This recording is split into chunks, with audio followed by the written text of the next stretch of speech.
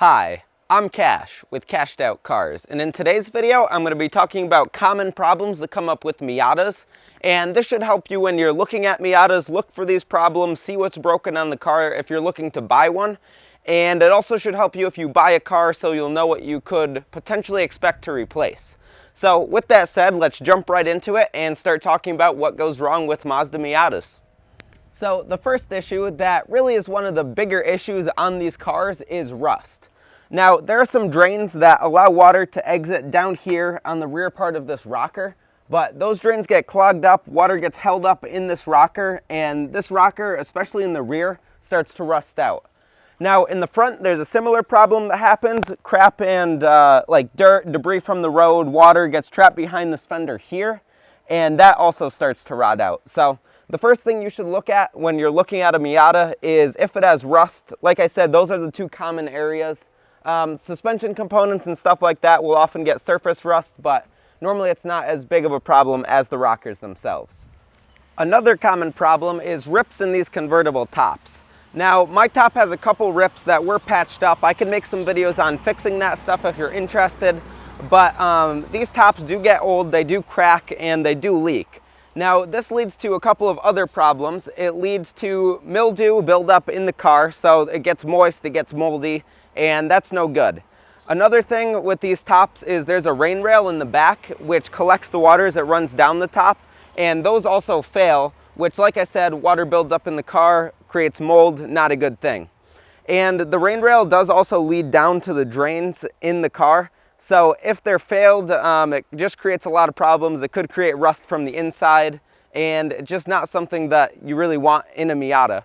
So if you see that a top's ruined, definitely check for those other problems because they're likely there. Shocks and suspension bushings is another thing that goes wrong with these cars. So especially on high mileage cars, mine had 208,000 miles when I got it, somewhere around there, and the shocks were completely shot. You could test this by taking your car and shaking it, and if it bounces and keeps rocking back and forth, it's likely that the shocks have failed. If it bounces once or twice and then returns and settles down quickly, it probably still has good shocks. So the shocks fail because these cars get driven a lot, they're getting old now, and the suspension bushings are rubber bushings that also get old and cracked and fail. So if you replace those, it'll make your car drive a lot better. It's a good thing to check before you get the car. So now under the hood of this car, there actually aren't too many problems that come up. There are small problems for the most part. These cars are pretty reliable, but one problem that does come up is oil leaks. Now, these cars have a tendency to leak from the valve cover gasket, the cam angle sensor, which is on the back of the engine, and the front and rear main seals. So if you see oil under the car, check these spots. That's likely where it's coming from.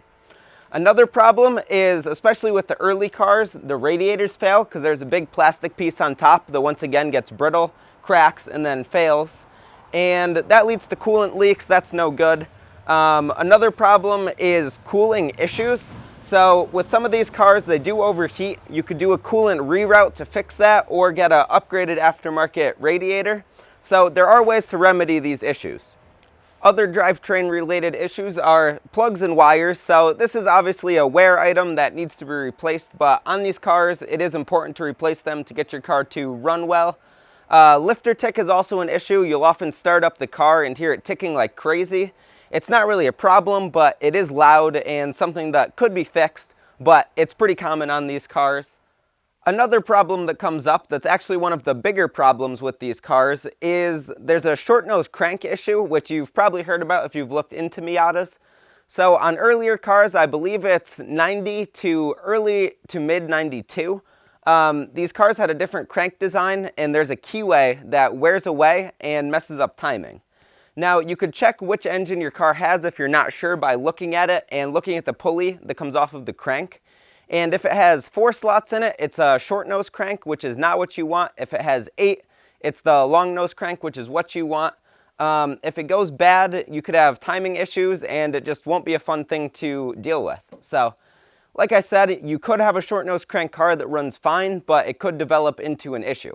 So, like I said, something to check. A couple more small issues that come up is belt squeal. Once again, these cars are old at this point. Belts are obviously rubber and get old and deteriorate, so they could be squealing. They could break. Timing belts failing is sort of an issue, but it's a non-interference engine, so if it breaks, you won't destroy your engine, which is good. Another problem is brake master cylinders and clutch slave cylinders sometimes go. It's sort of a wear item, sort of something that with these high mileage cars you should expect to replace, but it's something that could go.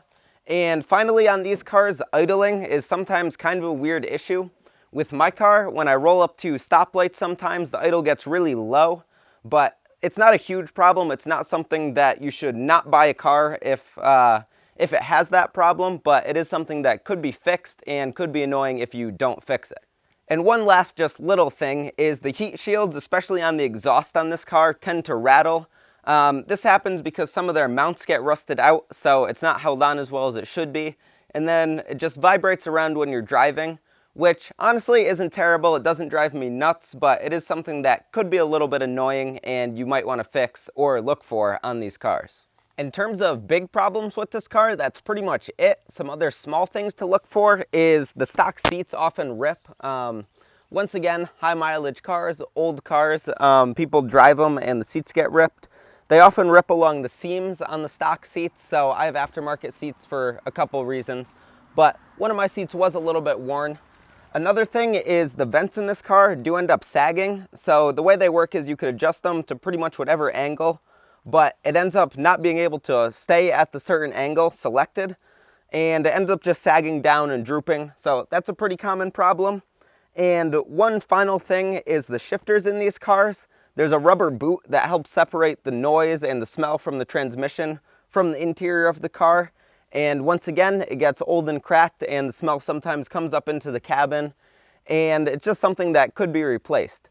So all in all, these are actually great cars. The issues that I talked about are pretty small, all things considered. And if you're looking into a Miata, I definitely wouldn't let these issues scare you away, but I would keep them in mind if you're looking to buy one. The less issues, the better, obviously. But like I said, nothing too catastrophic. So I hope this helped you learn a little bit about Miatas if you have one or if you're looking for one.